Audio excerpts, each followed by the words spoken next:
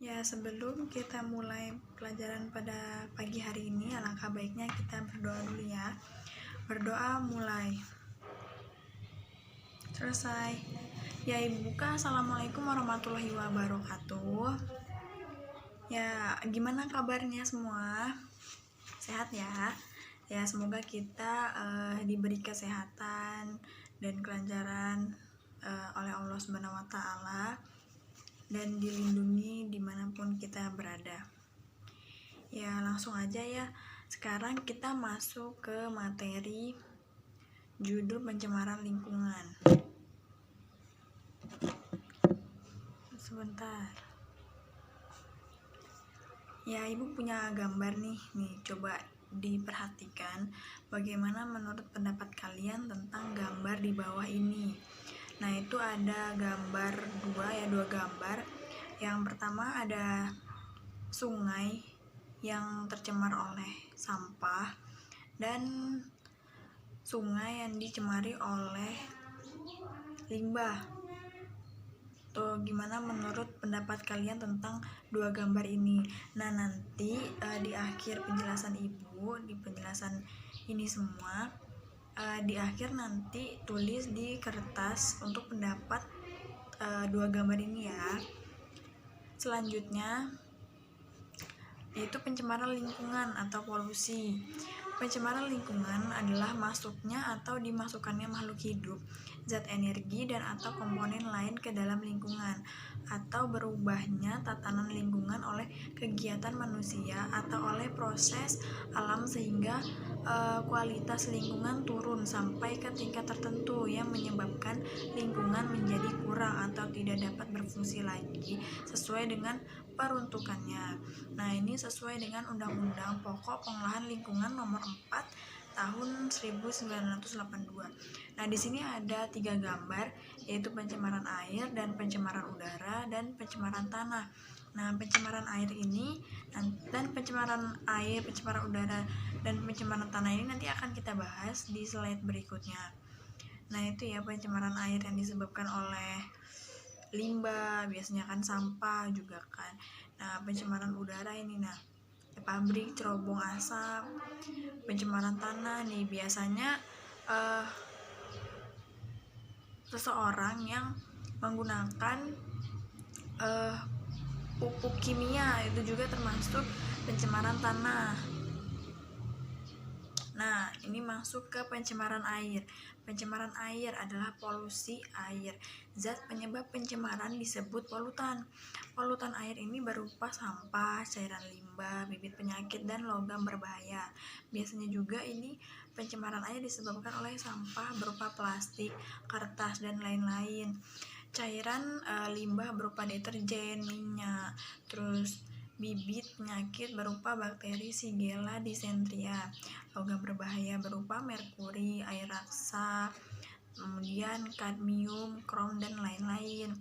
Nah, pencemaran air ini biasanya kan sering kita lihat warga, biasanya kita lihat ini di perkotaan ya, biasanya sampah itu kan, biasanya orang-orang itu membuang sampah tinggal lempar ke sungai. Nah, kemudian limbah pabrik-pabrik atau limbah pabrik misalnya tahu gitu kan, biasanya orang-orang itu juga membuang limbah-limbah tersebut itu ke saluran air, ke sungai atau ke saluran-saluran air lainnya gitu kan. Nah, kita kan juga tahu kalau sampah plastik itu sulit ya terurai, bisa bertahun-tahun. Cairan limbah berupa deterjen, minyak. Nah, ini kita deterjen yang biasa dipakai untuk mencuci pakaian ya. Nah, ini sebenarnya kita dibatasi untuk menggunakan deterjen. Nah, maka dari itu ada tuh dulu penjelasan bahwa kita itu dilarang untuk menggonta-ganti pakaian, karena dimana kalau kita menggonta-ganti pakaian sehari ganti itu kita cuci tuh. Nah, kemudian kita pakai kan deterjen, buang kan air itu, masuklah ke saluran air. Nah, itu tuh sebenarnya bahaya untuk ekosistem air yang ada di situ. Kemudian Sumber-sumber pencemaran air. Nah, sumber-sumbernya nih, yang pertama dari rumah tangga. Biasanya sumbernya sampah, cairan atau limbah, MCK, limbah B3, polutan, bakteri Shigella, Dysenteriae, deterjen, minyak goreng, plastik, dan lain-lain. Nah, itu tadi yang Ibu jelaskan tadi ya. Biasanya sampah itu yang masyarakat itu membuang sampah asal lempar ke sungai, padahal mereka itu nggak tahu kalau ternyata sampah tersebut itu tuh dapat mengakibatkan dan berbahaya bagi masyarakat tersebut gitu kan. Karena ya sehari-harian kita juga membutuhkan air untuk mandi ya kan, untuk minum, untuk kebutuhan lainnya. Gimana kalau misalnya di sekitar kita airnya itu tercemar, keruh, kemudian bau, kan merugikan kita sendiri, padahal kita sendiri juga yang melakukan hal tersebut. Deterjen, minyak goreng, plastik yang Ibu jelaskan tadi tuh ya, sebenarnya kita itu tuh dilarang menggunakan deterjen terlalu berlebihan, karena itu bisa mengakibatkan kerusakan pada ekosistem air tersebut. Kemudian lalu lintas. Yang kedua ini lalu lintas polutan, oli, minyak tanah, tumpahan minyak. Ini biasanya lalu lintas yang seperti Pertamina atau kontainer yang membawa minyak-minyak itu biasanya nauzubillah min dzalik ya kan, ada tuh yang kecelakaan di perjalanan, terus kemudian tangkinya bocor dan menumpahkan minyak-minyak tersebut dan mengalir ke sungai. Kemudian sungai-sungai tersebut menjadi warnanya berubah dominan terhadap minyak-minyak tersebut yang sudah tumpah itu. Jadi itu kan juga bisa membahayakan ekosistem yang ada di air tersebut. Kemudian yang ketiga, pertanian, polutan, pestisida, dan pupuk anorganik. Nah, ini pertanian yang biasanya orang gunakan yaitu pupuk-pupuk kimia yang berbahaya. Kemudian pestisida. Nah, pupuk-pupuk kimia ini biasanya rangsangannya memang cepat, kemudian prosesnya juga cepat. Ada juga yang luarnya itu tuh terlihat bagus, jadi wah buah ini bagus nih, wah sayuran ini bagus nih, padahal sayuran dan buah-buahan tersebut dan tanaman semua itu bahaya kalau pakai pupuk kimia, karena ulat atau binatang serangga dan lainnya itu tidak akan menghinggap ke tanaman-tanaman tersebut, karena tanaman dan sayuran buah-buahan yang bagus itu adalah yang dihinggapi oleh ulat, kemudian biasanya ya burung atau apa gitu. Ya udah, anggap aja kita itu sebagian dari sayuran-sayuran kita itu kita sedekahkan oleh makhluk hidup lainnya begitu. Pestisida itu kan digunakan untuk mengusir hama, padahal hama tersebut itu adalah bagus untuk sayuran-sayuran tersebut ya. Kalau misalnya kita sudah merasa dirugikan oleh hama-hama tersebut, baru kita berpikir gimana cara agar kita ini tidak dirugikan gitu kan. Kemudian industri, polutan, garam anorganik, asam anorganik, senyawa anorganik, dan logam berat, kadmium, air raksa, dan merkuri. Nah, industri ini biasanya pabrik. Nah, itu sisa-sisa atau sisa-sisa dari pengolahan mereka itu dibuang ke lingkungan. Seharusnya yang pabrik-pabrik tersebut itu sisa-sisanya bisa dong diolah lagi gitu, untuk dibuat apa, dimanfaatkan lagi gitu. Nah, kemudian yang kelima ada penebangan hutan, penebangan pohon secara polutan, illegal logging, penebangan hutan secara liar. Nah, ini ya di bumi kita ini kita lihat di peta sangat dominan terhadap lautan atau air atau danau ya kan. Kita lihat di peta itu biru-biru semua kan. Nah itu menandakan bahwa bumi kita ini dominan terhadap air. Nah jika bumi ini pepohonan hutan ditebang secara ilegal dan tidak ditanam kembali, bagaimana keadaan bumi kita untuk tahun-tahun berikutnya ya kan? Banjir, kemudian ekosistem di dalam situ mulai langka, seperti hewan-hewan yang ada di situ kan jadi hewan-hewan itu kehilangan rumahnya, kehilangan makanannya, kehilangan keluarganya gitu kan. Jadi ya kalau misal ada penebangan pohon, ya kita tanam kembali pohon tersebut gitu. Jadi imbang gitu kan, balance antara penebangan pohon dan penanaman kembali itu. Jadi tidak merugikan kita sendiri gitu. Terkadang orang-orang itu melakukan sesuatu yang kemudian hal tersebut itu bisa merugikan dirinya sendiri. Nah itu ada indikator air bersih, planaria SP, indikator air tercemar, Escherichia coli. Nah kemudian dampak pencemaran secara fisik yaitu mengakibatkan naik temperatur air sehingga mengganggu ekosistem perairan. Nah ini ya pencemaran secara fisik. Nah fisik dilihat dari gambarnya mengakibatkan naiknya temperatur air sehingga mengganggu ekosistem. Nah jadi kalau misalnya gangguan-gangguan itu sudah datang dan mencemari lingkungan air tersebut, nah itu tadi ekosistem yang ada di air tersebut itu akan terganggu dan ikan-ikan atau kehidupan yang ada di air tersebut itu akan rusak dan akan hancur dan ikan-ikan semua akan mati. Nah dampak pencemaran secara kimia, misalnya oleh merkuri, air raksa menyebabkan kerusakan sel. Nah kimia misalnya merkuri ini kan berbahaya ya, merkuri ini kan merkuri karena bisa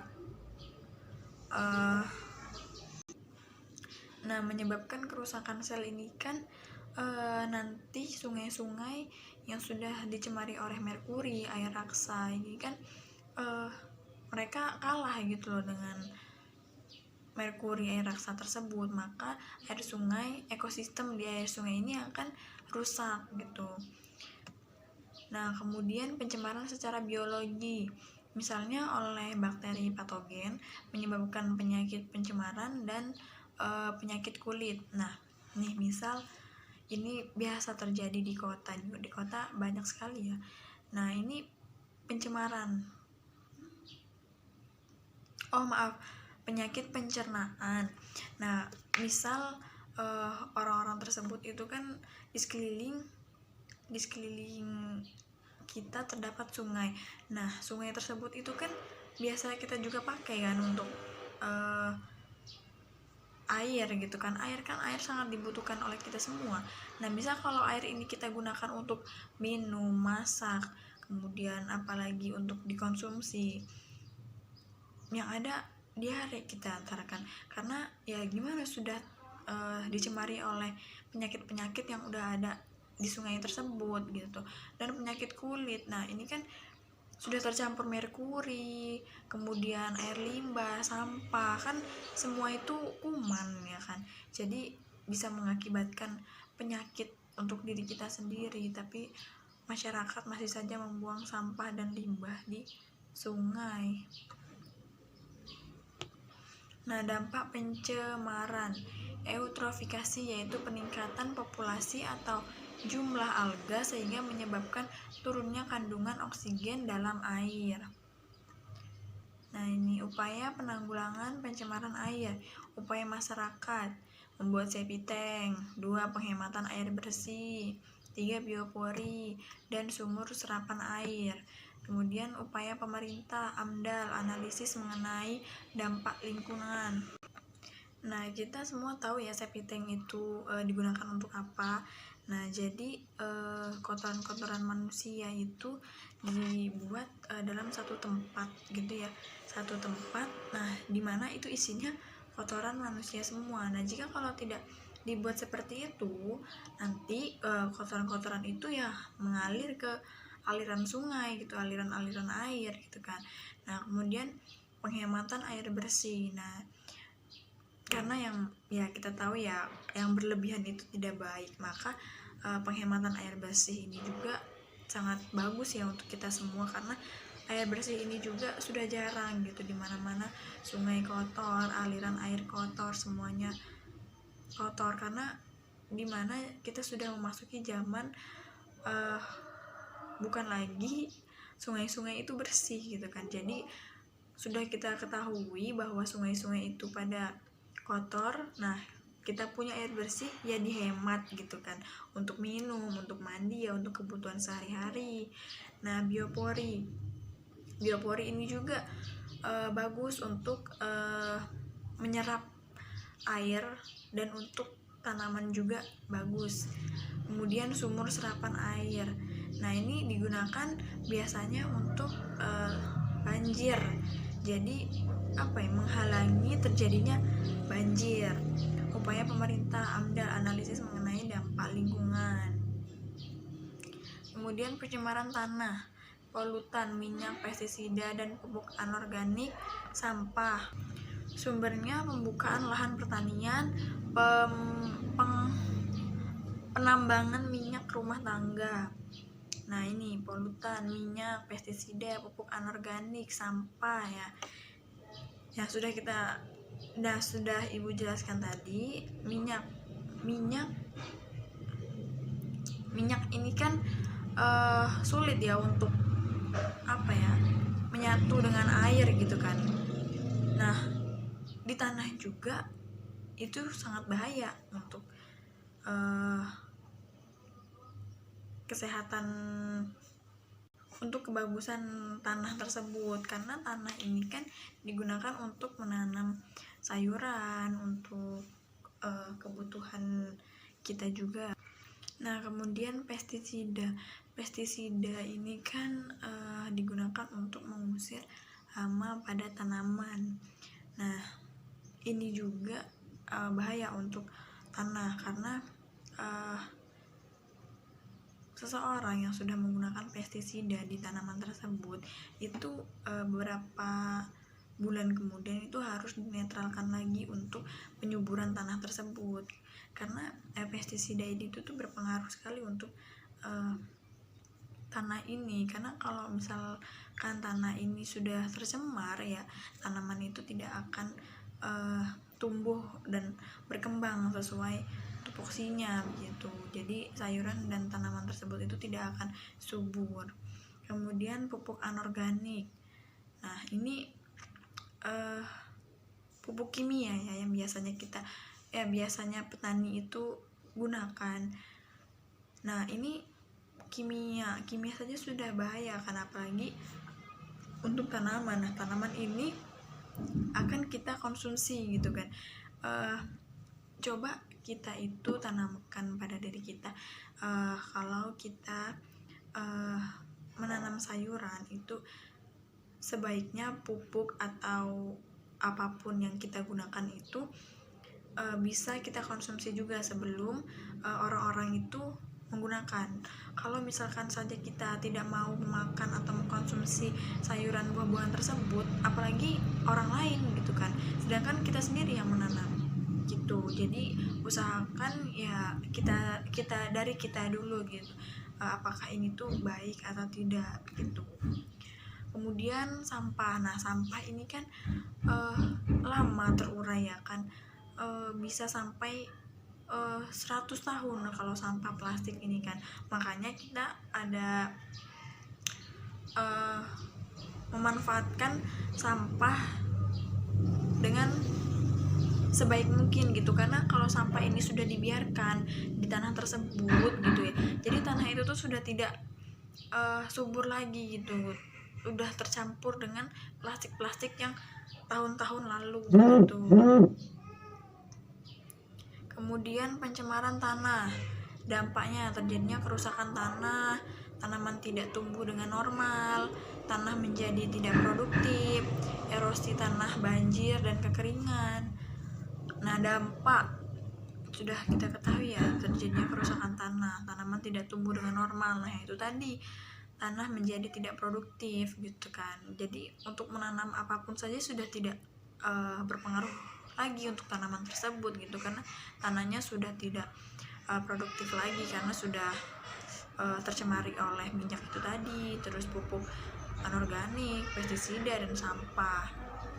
Kemudian upaya penanggulannya konservasi tanah atau remediasi tanah, penambahan zat kapur atau penanaman tanaman dengan kacang-kacangan. Nah, ini biasanya kalau misal tanaman-tanaman yang sering kita tanam nih, misalnya ibu nanam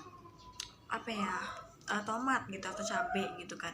Nah, ibu pupuknya pakai pupuk kimia tuh, pupuk kimia gitu kan.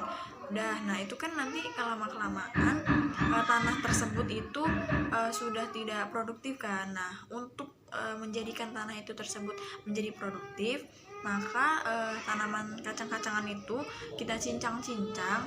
Nah, ditaruhlah itu ke tanah tersebut, dibiarkan sampai tanaman kacang-kacangan itu lapuk. Nah, kemudian reboisasi dan penghijauan. Nah, itu tadi yang illegal logging itu dimana terdapat penebangan pohon liar, kemudian ya ditanam kembali pohon-pohon tersebut gitu. Jadi tidak terdapat kebanjiran untuk di lingkungan tersebut gitu kan. Jadi tidak merugikan masyarakat lainnya. Kemudian biopori ini bagus juga untuk tanaman dan penyerapan air.